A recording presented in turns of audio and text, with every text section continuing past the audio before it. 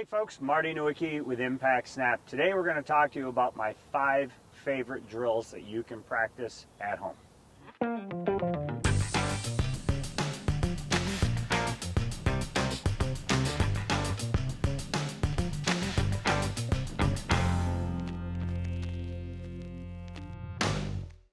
Okay, so my 5 drills, and they really come in no order, but for those that have watched a number of my videos, you know how important the arms and the wrist conditions are. So I like seeing people take waist-high backswings and get a sense for your arms being soft but long. All right, now note, we define waist-high as the height of your belt or when the shaft is about parallel to the ground. A lot of times, my first-time students, I say waist-high and they bring it up to here. Really be diligent at stopping, and for a full swing, we want to feel that stretch. Okay, we wouldn't really want to feel that for a chip shot or a pitch shot. That's a whole different video, but I want you to sense a stretch right there. A simple way of adding to that, so here would be drill number 2. Just take your lead hand grip down about an inch, take your trail thumb, put it right up against the butt end of the golf club and get a sense for stretching that out now in both directions. All right, this is so key because one of the things I talk about a lot is that measurement we call our radius. When the shaft is about parallel to the ground on the through swing, the hand should be about waist high, the height of my belt, and we are looking for a straight line really from the lead shoulder down to the chest, down to the hosel.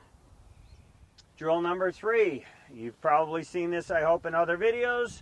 I think it's super important that we understand how the knee, the femur, and the pelvis needs to turn so that I can push off.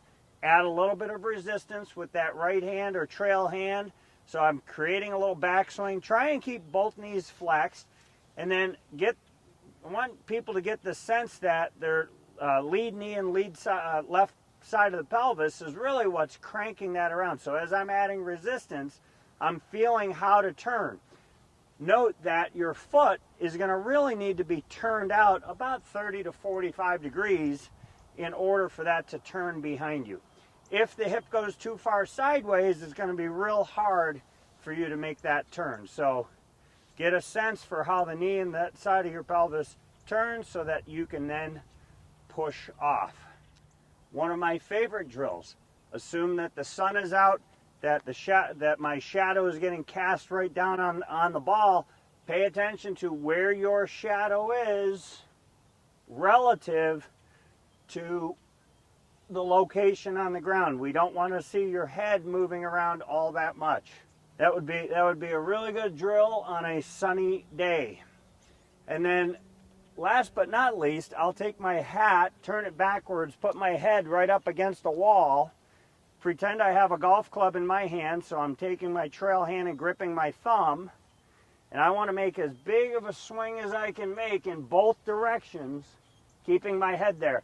The purpose of that is so I can sense that my ribs and my spine are both turning and going into extension on each side of the ball. So here's a bonus drill. I said there were 5, there's really 6. Grab hold of your Impact Snap. Start with day 1 protocol, which is going into post-impact, getting that ball, the yellow ball, doesn't start on the forearm, but it definitely ends on the forearm. That gets your wrists to really move into a powerful position. We're looking at post-impact, getting the ball to hit. That makes the lead wrist flatten out and move forward. Trail wrist, make sure that the palm stays connected.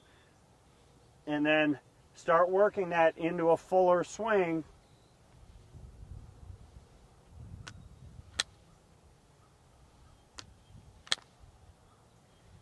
Then grab your wedge. Grab your wedge, make that same motion where when you hit it and stop, you can look down and say, hey, those wrist angles are perfect.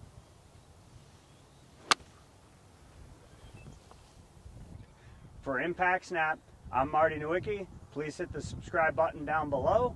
Click the bell notification. That way you get notified each time we put out content. Leave your comments down below. That helps us to create more content for you.